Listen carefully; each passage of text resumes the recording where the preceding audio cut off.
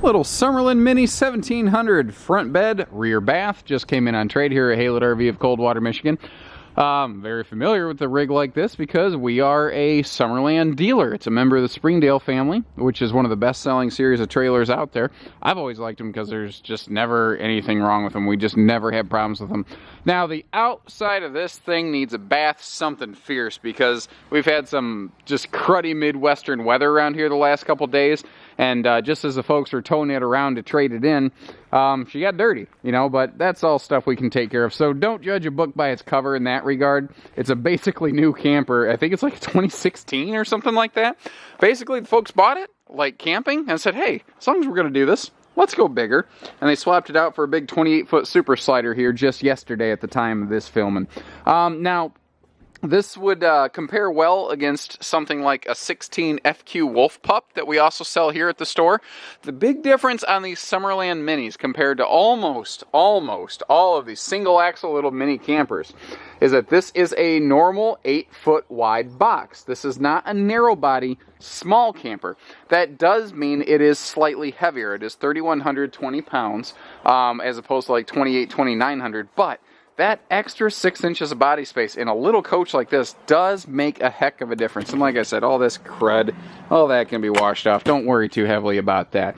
Worry more about the nuts and the bolts of it. If what we need to do is give this thing a bath to your business, trust me, partner, we can get that done. So let me back up here. What's nice about this one is that, again, as compared to, you're going to hear me talk about being a little bit wider for about the remainder of this video because it's the defining quality of the Summerland Mini series. It's the thing that separates them and makes them unique from almost everything else like this. So a lot of walk-around beds in the mini campers with the narrow bodies, they actually have shrunken queen beds. They're not as wide. This is a normal 60-inch bed. This is a normal walk-around size because it's a normal size camper. That means that they were able to give you like more space, more open air effectively, and you still have your headboard outlets up there and your side stands, and this still has a full pass-through storage under it. It actually gets more storage. Why? You guessed it, because the camper's wider. You're noticing a trend already. All the original owner's manual is still present and accounted for. A lot of people look at these and go, oh, it's got one of those cheap little air conditioners. This is a tiny box. You don't have to get a huge air conditioner in a tiny box. That little thing is going to keep up in here just fine. So is that little furnace. It's a tiny one room. It's an efficiency apartment if you think about it. What they did a good job of here, though, is you got good countertop space there. You got good countertop space there. Because it was a bigger coach, they could put in bigger counters, basically. They just had more room to work with. It makes a big difference. Also, you notice outlets. Outlets. They did a good job of that. It just like, the sun must have just gone behind a cloud out there. It just got super dark all of a sudden. Over here, you are all set for a TV, and the only physical blemish I can say is that the folks did have a flat screen mounted on that wall, and you can see where they took the screen and the mount with them. Now, they didn't scavenge parts away from the new RV. That's not something that was there from the factory. So they bought a TV aftermarket, they put it in there, and they decided to keep it. Probably use it in their new 28-foot Super Slide camper. So that makes sense. Now, here's another thing. You've got a normal-sized dining table. That means more storage below it, and that means that you can fold that down into a bigger sleeper and have more comfortable seating. It's a comfortable 4-person sit, not a squished 2-person sit. You know, you don't have that problem.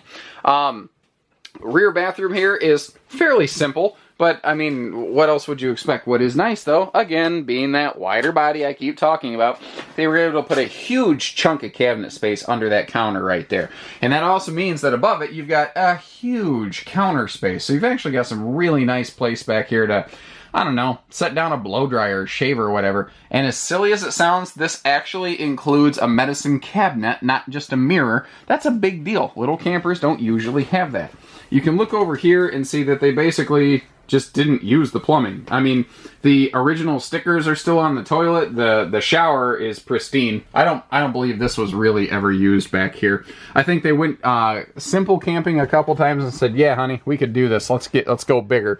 And that's all it took. You know, we treated them right on a late model trade, and we earned their business. So, what's cool is you can get same as new RV finance on this. Because it is such a late model camper, you can get the same rates and terms as a brand new RV basically somebody else just wrote a check for a little bit of depreciation.